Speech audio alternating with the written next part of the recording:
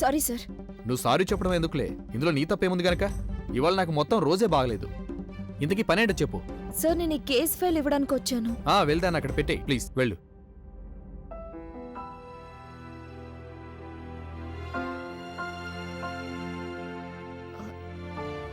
నమస్తే ఆంటీ. అరే గంగా, వచ్చేసావా నువ్వు?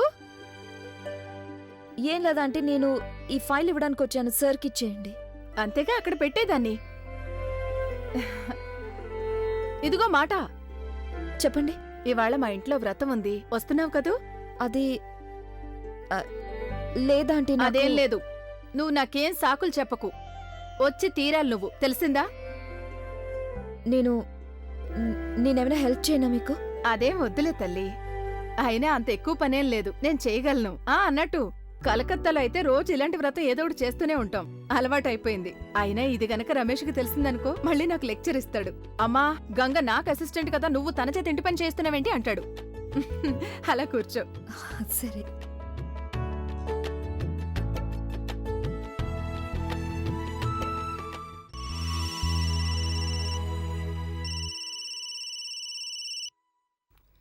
హలో. నమస్తే ఆంటీ, నేను సాగర్ని మాట్లాడుతున్నాను. ఎలా ఉన్నారు? నేను బాగున్నాను నాన్నా. సరేగానా ఆంటీ, గంగ ప్రస్తుతం మీ చుట్టుపక్కలే ఉందా? ఇక్కడే ఉంది. అయితే ఏం ప్లీజ్ తన ముందు నన్ను పేరుతో పిలవకండి. నేను మీతో మాట్లాడుతున్నానని తనకు తెలియటం నాకు ఇష్టం లేదు. ఎందుకని? ఎందుకంటే ఆంటీ, నేను తన గురించే మాట్లాడాలనుకుంటున్నాను. ఆంటీ మీరే అన్నారుగా నాతో, రమేష్కి పెళ్లి చేయడానికి అచ్చం గంగలాంటి అమ్మాయి కావాలన్నారుగా. అప్పుడు నేనేం చెప్పానంటే, గంగలాంటి అమ్మాయి ఇంకెవరూ ఉండరన్నానుగా. అవును, ఆ మాట నిజమే. అదేంటంటే ఆంటీ, మీరు మీ వైపు నుంచి అన్ని విధాలా ప్రయత్నించి చూడండి. ఎందుకంటే రమేష్కి పెళ్లి చేయడానికి గంగ కంటే ఇంకెవరు మంచి అమ్మాయి దొరకరు. She's the best. అవునా? నీకు కూడా అలాగే అనిపిస్తుందా?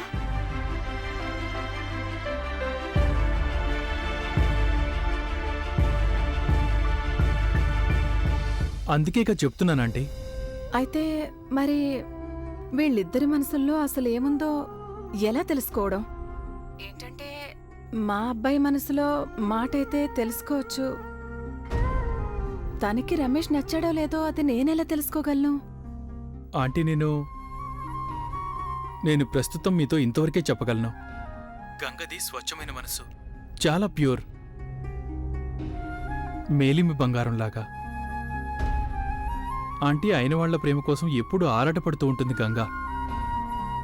మీరు చేయాల్సిందల్లా ఒక్కటే, మీరు తనపై ప్రేమ చూపండి, తనని మీ ప్రేమతో కట్టిపడేయండి. దాంతో తను మీదైపోతుంది.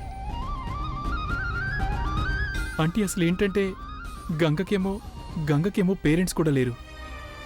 తను పాపం ఒంటరిది. కాబట్టి మీరు తలుచుకుంటే తనకంటూ ఒక కుటుంబం కుదురుతుంది. నేను కోరుకున్నది అదే నాన్నా. ఇక అమ్మవారిని అలాగే జరగాలని వేడుకుందాం చాలు. అన్నట్టు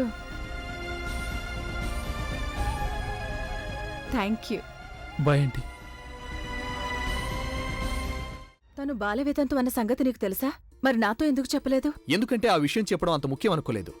అవును, నాకు తెలుసు తను వితంతువేనని. తను నా దగ్గర అసిస్టెంట్. తన పర్సనల్ లైఫ్తో నీకు గానీ నాకు గానీ ఏం పనుంది? ఇవాళ కేవలం నీ కారణంగానే తను అందరి ముందు అన్ని మాటలు పడాల్సి వచ్చింది. తను పూజ కూర్చోనని అంటూనే ఉంది, కానీ మనమే బలవంతంగా పూజ కూర్చోబెట్టాం. ఎందుకు నువ్వు అలా చేసావు? ఎందుకంటే నాకు చాలా నచ్చింది గనుక. ఆ గంగని నీకిచ్చి పెళ్లి చేద్దామనుకున్నాను గనక. ఈ ఇంటి కోడల్ని చేద్దామనుకున్నాను నేను ఆ గంగని. వాట్? అసలు నువ్వు అలా అని ఎలా అనుకున్నావమ్మా? ఆంటీ అలా అనుకోవడంలో ఎలాంటి తప్పు లేదు.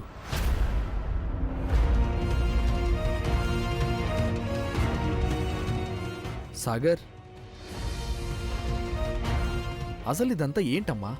రమేష్ గారు చూడండి, నేను మిమ్మల్ని నేరుగా ఒక ప్రశ్న అడగదలిచాను. అలాగే మీరు కూడా నాకు జవాబు చెప్తారని అనుకుంటున్నాను. మీకు గంగ నచ్చిందా, లేక తను బాల వితంతు అవడం మీకేమైనా అభ్యంతరకరమా?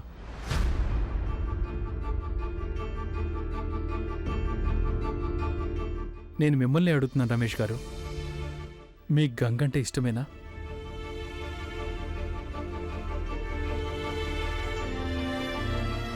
అవును, తను నాకు నచ్చింది. రమేష్, నీ నోటి నుంచి అది వినాలని ఎంతో ఆశిస్తున్నాను నేను. అమ్మా, నాకు ఆ పిల్ల నచ్చిందంటావని ఎదురు చూస్తున్నాను. గంగ గతం ఏంటనేది కానీ తను బాల వితంతు అని కానీ నాకెంత మాత్రం అక్కర్లేని విషయం. నాకు కావలసిందల్లా నా అబ్బాయి సంతోషంగా ఉండడం. చెప్పాలంటే గంగ ఈ ఇంటి కోడలుగా వస్తే అది నేను నా అదృష్టంగా భావిస్తాను. ఆ, కోడలుగా కాదు, నేను తనని ఈ ఇంట్లో నా కూతురులా చూసుకుంటాను. చతుర్వేదుల వంశ గౌరవాన్ని, పేరు ప్రతిష్టలని ఎంత మాత్రం నేను మట్టిపాలు కానివ్వను. దేన్నీకొక వితంతుతో పెళ్లి చేశానని తెలిస్తే బయట నలుగురు మా మీద దుమ్మెత్తిపోస్తారు. అర్థమవుతోందా నీకు? నవ్ ఐఎమ్ షూర్ గంగకి ఇంట్లో ప్రేమ, సంతోషాలు మాత్రమే ఉంటాయని నమ్ముతున్నాను. వాటిని పొందే హక్కు తనకు ఎల్లప్పుడూ ఉంటూనే ఉంది. కానీ ఇంతవరకు అవి తనకు లభించలేదు. ఈ సంతోషం సందర్భంగా నేను నోరు తీపి చేయడానికి ఏమైనా తెస్తాను. సాగర్, నీకు గంగకి మధ్య ఎంతో పాతకాలపు లోతైన బంధం ఉంది. అయినో ఏవో కొన్ని మార్పులు వచ్చాయని నాకు తెలుసు. Things are different now. అయినో గంగ ఇప్పుడు గతాన్నంతా మర్చిపోయి నాతో కలిసి కొత్త జీవితం, అంటే అదే. రమేష్, నేను అబద్ధాలు చెప్పను. అవును, తను కూడా నన్ను కోరుకుంది. తను నా కోసం చాలా చాలా ఎదురుచూసింది.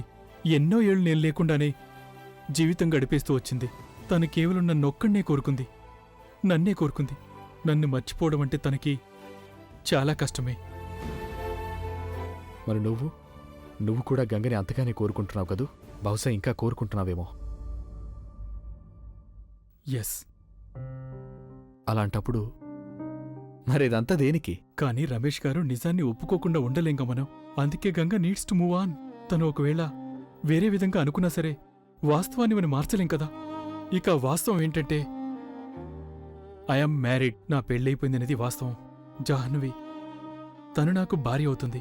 తన పట్ల నాకు కొన్ని బాధ్యతలున్నాయి, అవి నేను నెరవేర్చాల్సింది.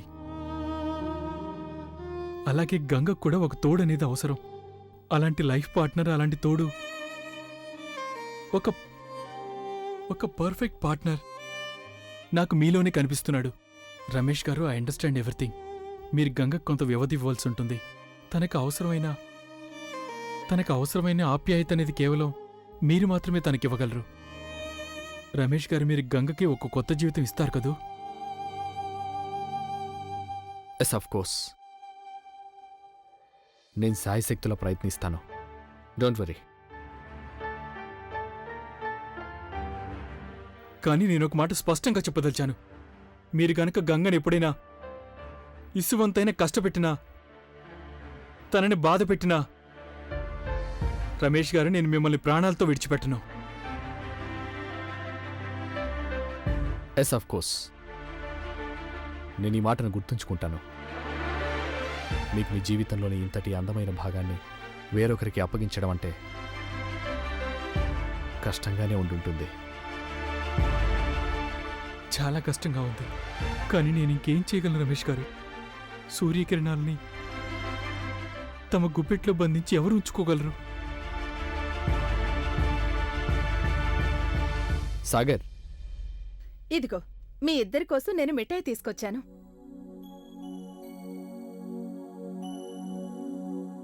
సాగర్ ఏమైపోయాడు?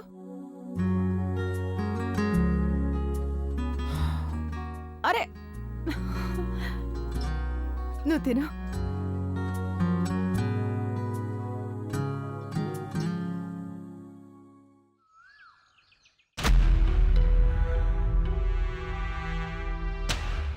సాగర్, మనం ఎందుకు వచ్చాం ఇక్కడికి? డాక్టర్ దాస్ గారి దగ్గరికి వచ్చాం, రెగ్యులర్ చెకప్ కోసం. నాకు చెకప్పా? నాకేం కాలేదు సాగర్. I'm perfectly fine. నాకే డాక్టర్ అవసరం లేదు. Janvi, just calm down. ఇది రొటీన్ చెకప్ కదా, ప్రతి వారం చేయించుకోవాలి. నేను చేయించుకోను. Calm down Janvi, calm down. నేను చెప్పేది నాకేం ఒకసారి. కాలేదని చెప్తున్నాను కదా. Janvi, listen to me. Sagar, నన్ను వేడవెందుకు? సగర్, చూడు, జాహ్నవి ఏమైందో చూడు. వెళ్ళిపోయింది, మనలందరినీ వదిలేసి వెళ్ళిపోయింది. సగర్,